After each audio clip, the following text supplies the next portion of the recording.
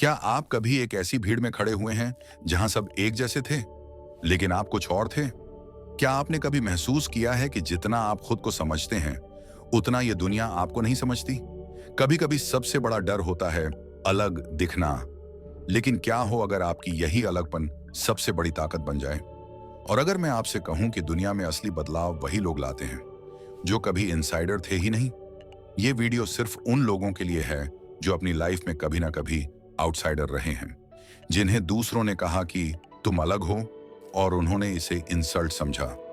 लेकिन अब वक्त है उसे एक कॉम्प्लीमेंट की तरह लेने का, क्योंकि जिस दिन आप अपनी यूनिकनेस को अपनाते हो, उसी दिन से दुनिया आपको सीरियसली लेना शुरू करती है और यही सिखाती है weird, the power of being an outsider in an insider world. एक ऐसी किताब जो नॉर्मल की इल्यूजन को तोड़ती है और आपको वो बनने के लिए प्रेरित करती है जो आप अंदर से हैं।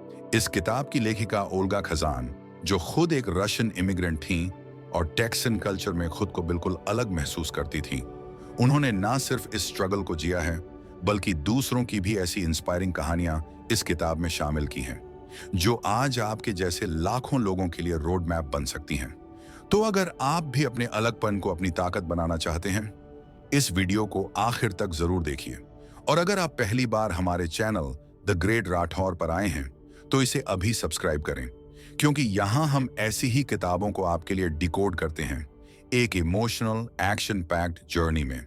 और हाँ, कमेंट करके जरूर बताइए, मैं भी प्राउड आउटसाइडर हूं, क्योंकि इस दुनिया को नॉर्मल लोगों की भीड़ नहीं, बाहर से आए हुए गेम चेंजर्स चाहिए। अब शुरू करते हैं आज की सबसे जरूरी और दिल छू जाने वाली कहानी, वियर्ड के साथ। क्या आप जानते हैं कि सबसे ज्यादा दर्द वो नहीं होता जब कोई हमें ठुकरा देता है, बल्कि तब होता है जब हम खुद से सवाल पूछने लगते हैं, क्या मुझ में ही कुछ गड़बड़ है? ये सवाल अक्सर उन लोगों के मन में आता है जो इस दुनिया में दूसरों से अलग होते हैं। और यही बात ओल्गा खाजन की किताब वियर्ड के पहले भाग में बेहद सच्चाई से सामने आती है। वह बताती हैं कि अलग होना सिर्फ एक स्थिति नहीं है, ये एक अनुभव है जो भीतर तक असर करता है। जब आप एक ऐसे माहौल में पलते हैं जहां आपकी भाषा, आपकी सोच या आपकी उपस्थिति बाकियों से मेल नहीं खाती, तो सबसे पहले जो चीज आपको महसूस होती है वो है अकेलापन। ये लोनलीनेस बाहर से नहीं आती, ये अंदर से उपजती है। आप दूसरों के बीच होते हुए भी खुद को अलग महसूस करते हैं। नजरों में एक सवाल होता है, बातों में एक जजमेंट छुपा होता है, और धीरे धीरे आप खुद को उस तरह ढालने लगते हैं जैसा समाज आपको देखना चाहता है। लेकिन इस प्रोसेस में आप खुद को खोने लगते हैं।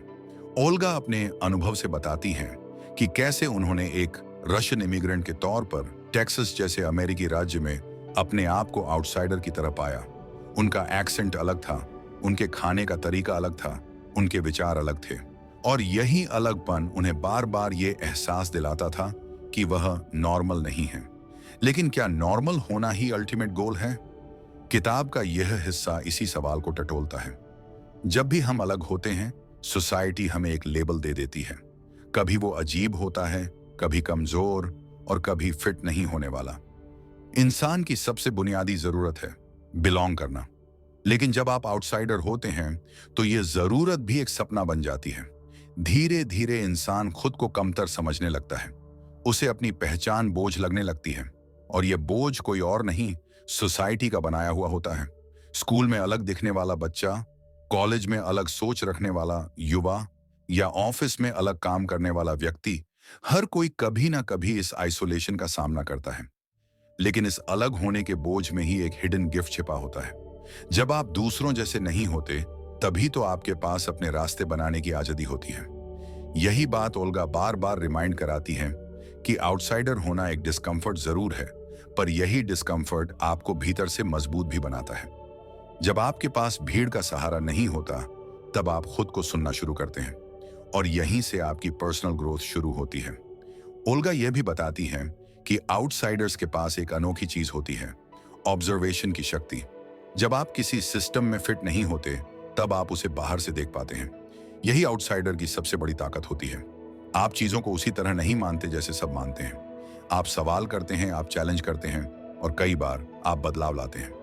यह हिस्सा पेनफुली ऑनेस्ट है, क्योंकि यह हमें उन इमोशंस से जोड़ता है जिन्हें हम अक्सर छुपा लेते हैं, शेम, रिजेक्शन और इनसिक्योरिटी। लेकिन यही इमोशंस अगर सही तरीके से समझे जाएं तो ये हमारी स्ट्रेंथ बन सकते हैं। हम जब अपनी कहानी को एक वीकनेस की तरह नहीं बल्कि एक जर्नी की तरह देखना शुरू करते हैं, तभी हम अपने अलगपन को अपनाना शुरू करते हैं। वियर्ड का पहला भाग हमें यह एहसास कराता है कि अलग होना एक सजा नहीं है, ये एक शुरुआत है। यह एक ऐसा लेंस देता है जिससे हम खुद को और दूसरों को नई नजर से देख सकते हैं। हाँ, यह रास्ता आसान नहीं होता, लेकिन इस मुश्किल सफर में जो क्लैरिटी मिलती है वो अक्सर उन्हीं को मिलती है जो भीड़ से बाहर खड़े होते हैं। कभी कभी जिंदगी हमें एक ऐसा आईना दिखाती है जिसमें हम खुद को दूसरों से अलग पाते हैं और उस अलग दिखने के एहसास से हम घबरा जाते हैं। लेकिन अगर हम रुक कर सोचें तो शायद ये अलगपन ही हमारा सबसे बड़ा वरदान हो सकता है। वियर्ड के दूसरे हिस्से में ओल्गा खजान इसी सच को बारीकी से समझाती हैं। यह हिस्सा उस पल से शुरू होता है जब कोई व्यक्ति यह स्वीकार कर लेता है कि हाँ, मैं अलग हूं, और यही स्वीकार करना बदलाव की पहली सीढ़ी है।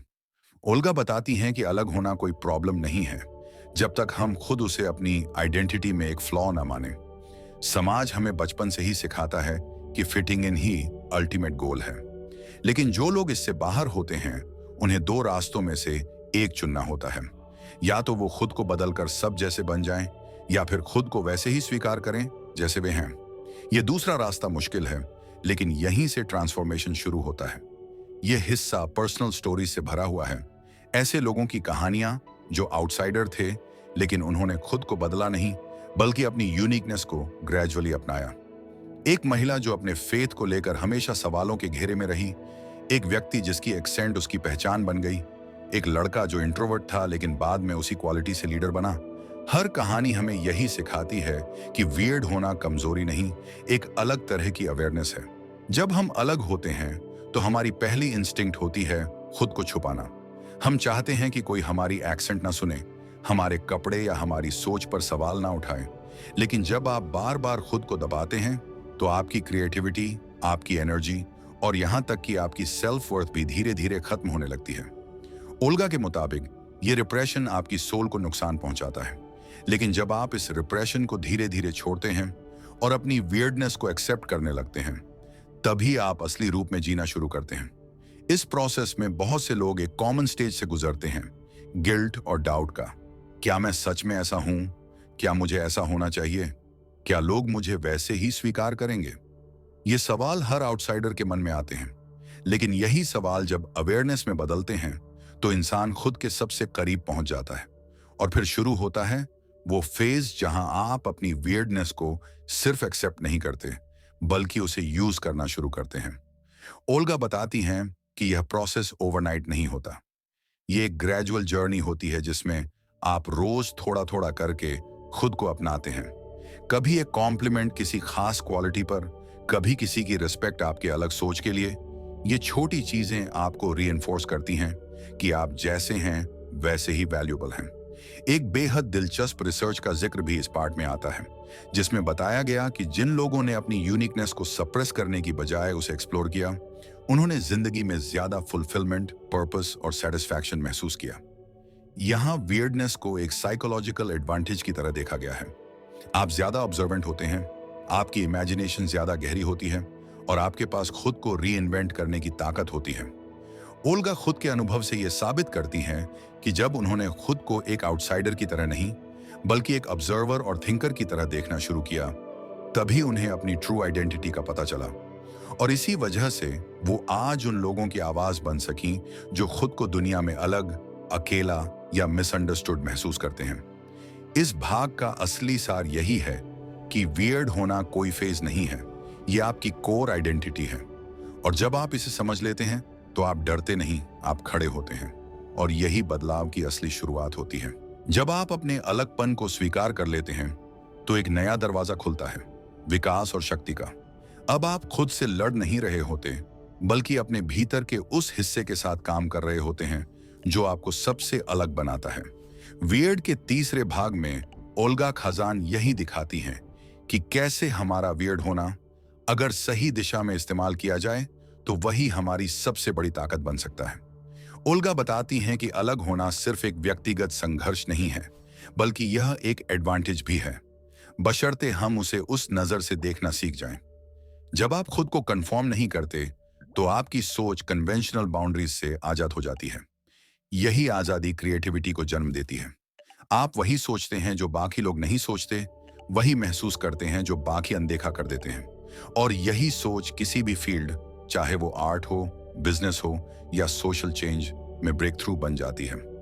इस सेक्शन में कई ऐसे लोगों की कहानियां दी गई हैं जिन्होंने आउटसाइडर होकर भी दुनिया में अपनी पहचान बनाई। एक व्यक्ति जिसने बचपन से ही बोलने में कठिनाई का सामना किया, बाद में एक टॉप लेवल नेगोशिएटर बना, क्योंकि वह बोलने से ज्यादा सुनने की कला सीख चुका था। एक और उदाहरण उस महिला का है जो एक कंजर्वेटिव टाउन में LGBTQ+ पहचान के साथ पली बढ़ी, और बाद में वो एक अवार्ड विनिंग राइटर बनी, क्योंकि उसके अनुभवों ने उसे एम्पैथी और डेप्थ दी थी जो औरों में नहीं थी। ओल्गा इस बात पर जोर देती हैं कि वियर्ड लोग इनोवेशन के लिए तैयार जमीन लेकर आते हैं। जब आप उस सिस्टम से बाहर होते हैं जिसके अंदर बाकी सब ऑपरेट कर रहे हैं, तो आप उस सिस्टम की खामियों को देख पाते हैं। यही आउटसाइडर पर्सपेक्टिव आपको एक नया विजन देता है, जिससे आप सॉल्यूशंस खोज सकते हैं जो दूसरे इमेजिन भी नहीं कर पाते। कई एंटरप्रेन्योर, साइंटिस्ट और आर्टिस्ट इसी वजह से इतिहास में मार्क छोड़ पाए, क्योंकि उन्होंने अपने अलगपन को दबाया नहीं, बल्कि एम्पलीफाई किया। इस भाग में एम्पैथी की भी गहराई से बात की गई है। जब आप आउटसाइडर होते हैं, रिजेक्शन फेस करते हैं, जजमेंट सहते हैं, तो आपके भीतर एक खास किस्म की सेंसिटिविटी डेवलप होती है। आप दूसरों के पेन को ज्यादा गहराई से समझते हैं, क्योंकि आप खुद उससे गुजरे होते हैं। यही सेंसिटिविटी आपको बेहतर लीडर, कोच, फ्रेंड और ह्यूमन बीइंग बनाती है। ओल्गा ये भी समझाती हैं कि अपनी वियर्डनेस को इस्तेमाल करने के लिए आपको बोल्ड होना पड़ेगा। कभी कभी सोसाइटी आपकी पहचान को चैलेंज करेगी, आपको दबाने की कोशिश करेगी, लेकिन तभी आपको अपनी यूनिकनेस की बाउंड्रीज को मजबूत करना होगा और खुद पर भरोसा रखना होगा। वियर्ड होने का मतलब है कि आपके पास वो एनर्जी है जो स्टेटस क्वो को शेक कर सकती है, लेकिन यह एनर्जी तभी काम करती है जब आप उसे रोकने के बजाय उसे डायरेक्शन देते हैं। यह भाग यह भी सिखाता है कि अलग होना सिर्फ आपके लिए नहीं, बल्कि दूसरों के लिए भी इंस्पिरेशन बन सकता है। जब आप अपने वियर्डनेस के साथ कॉन्फिडेंट होकर खड़े होते हैं, तो आप उन लोगों को भी होप देते हैं जो अब तक खुद को कमजोर समझते आए हैं। आप उनके लिए जीती जागती मिसाल बन जाते हैं कि सक्सेस पाने के लिए फिट इन होना जरूरी नहीं, बल्कि स्टैंड आउट होना ज्यादा पावरफुल है। किताब के इस हिस्से में जो सबसे एम्पावरिंग बात निकल कर आती है, वो यह है कि हमारी कमजोरियां, अगर हम उन्हें सही दिशा में ले जाएं, तो वो हमारी सबसे बड़ी ताकत बन सकती है। वियर्ड होना सिर्फ एक स्थिति नहीं है, यह एक स्ट्रेटेजी भी बन सकती है, अगर हम उसे कॉरेज और क्लैरिटी से अपनाएं। जब आप खुद को समझने लगते हैं और अपनी यूनिकनेस को अपनाते हैं, तो अगला सवाल उठता है, अब मुझे अपने जैसा कोई साथी कहां मिलेगा? वियर्ड के चौथे और आखिरी हिस्से में ओल्गा खाजान इस सवाल का जवाब देती हैं, और साथ ही यह भी समझाती हैं कि अपनी ट्राइब को ढूंढना क्यों जरूरी है।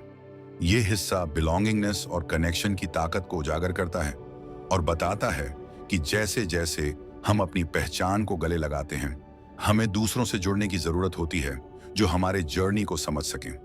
ओल्गा के मुताबिक हम सभी को अपने जैसे लोगों की तलाश होती है, वो लोग जो हमें हमारी पहचान में वैलिडेट कर सकें, जो हमारी वियर्डनेस को न सिर्फ समझें बल्कि उसे अपनाएं।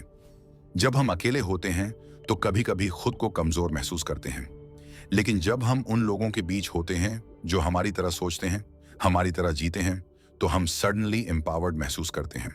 यह सेंस ऑफ बिलोंगिंग हमें एक नई एनर्जी देता है, जिससे हम और ज्यादा कॉन्फिडेंट हो जाते हैं।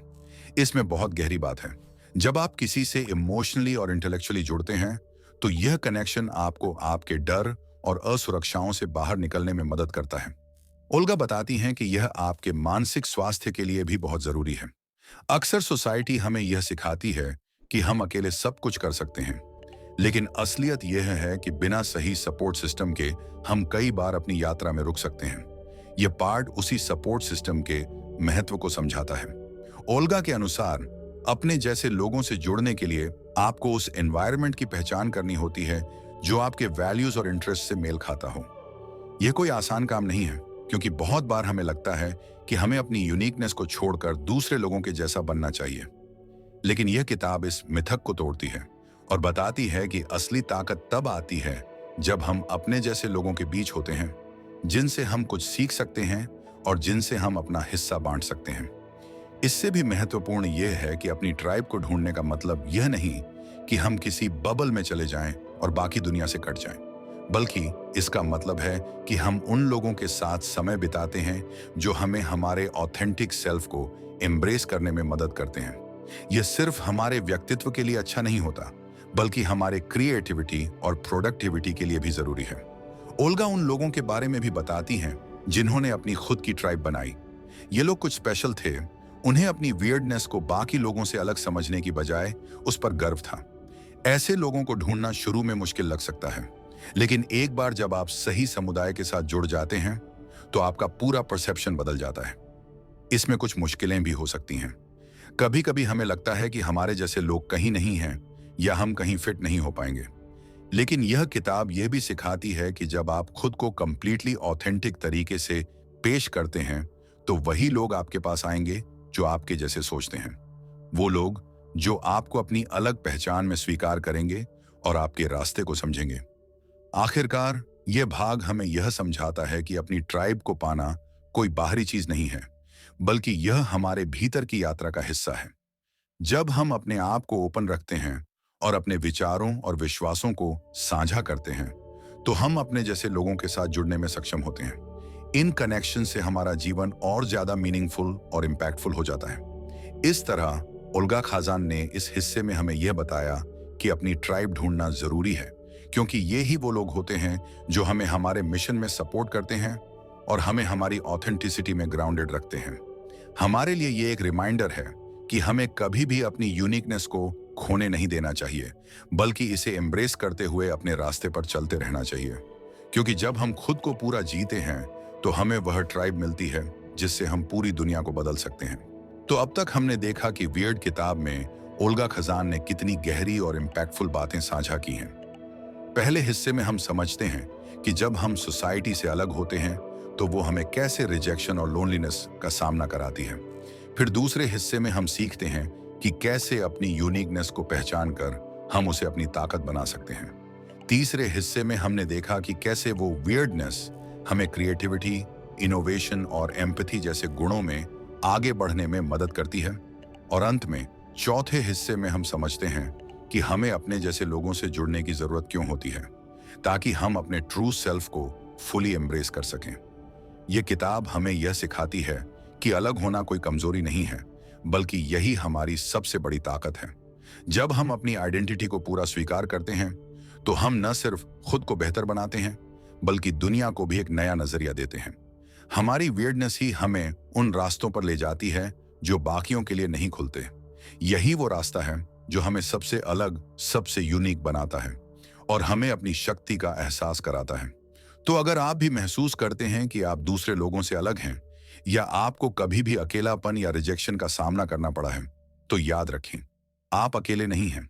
ये किताब और इससे जुड़ी सारी बातें आपको ये समझने में मदद करती हैं कि आपका अलग होना एक ब्लेसिंग है।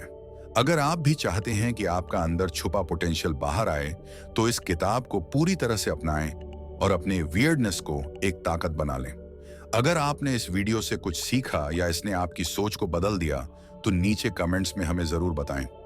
क्या आपको कभी ऐसा महसूस हुआ कि आप सोसाइटी से अलग हैं? क्या आपने कभी अपनी वियर्डनेस को एम्ब्रेस किया है? आपके विचार हमें बहुत जरूरी हैं। और हाँ, अगर आप इस तरह की और भी मोटिवेशनल और इम्पैक्टफुल वीडियोस चाहते हैं तो हमारे चैनल द ग्रेट राठौर को सब्सक्राइब करें। साथ ही बेल आइकॉन को दबाना न भूलें ताकि आपको हर नई वीडियो का नोटिफिकेशन मिले।